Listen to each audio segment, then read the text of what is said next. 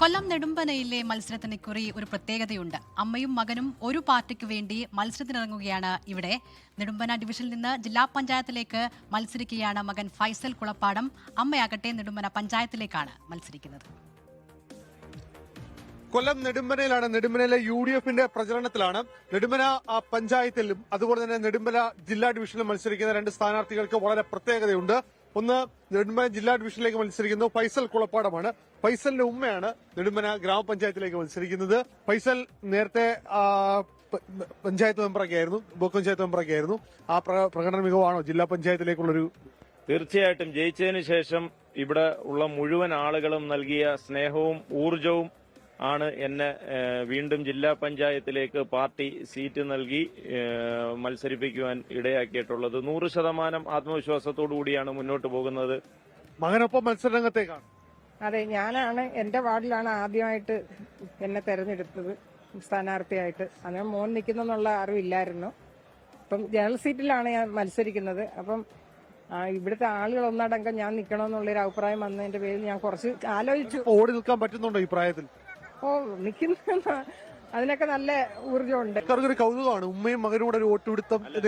ഇതിനകത്തൊരു കാര്യം എന്ന് പറഞ്ഞു കഴിഞ്ഞാൽ ഉമ്മയെ സംബന്ധിച്ച് മുഴുവൻ വാർഡിലെ മുഴുവൻ ആളുകളെ പറ്റിയും വളരെ വ്യക്തമായ ധാരണയുണ്ട്. ഇപ്പൊ നമ്മൾ പല നേരത്തെ മത്സരിച്ചിട്ടുണ്ടോ? ഞാൻ 2 തവണ ഇവിടെ ജനപ്രതിനിധിയായിട്ടിരുന്നിട്ടുണ്ട്.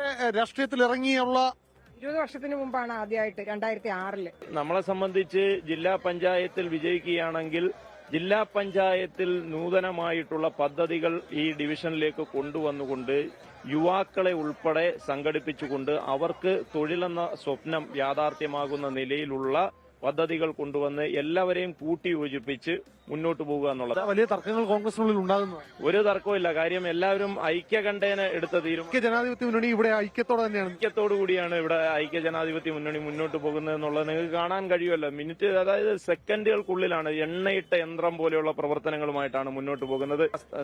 ഞാൻ ബ്ലോക്ക് സ്ഥാനാർത്ഥി മുബീന. ഞാൻ പഞ്ചായത്ത് സ്ഥാനാർത്ഥി ഷെഫീന ഹാഷിം.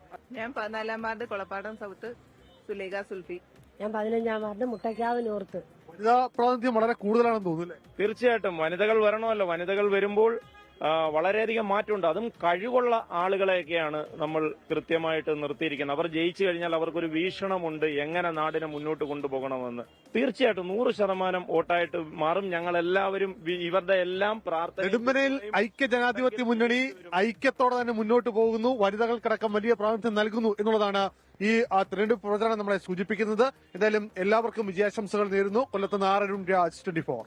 ലോകത്തെവിടെയായാലും ഏത് സമയത്തും 24 വാർത്തകളും ഓഗ്മെന്റഡ് റിയാലിറ്റി പാക്കേജുകളും എക്സ്പ്ലെയിനറുകളും വിശദമായി കാണാൻ ഞങ്ങളുടെ YouTube ചാനൽ നിങ്ങൾക്ക് സബ്സ്ക്രൈബ് ചെയ്യാം.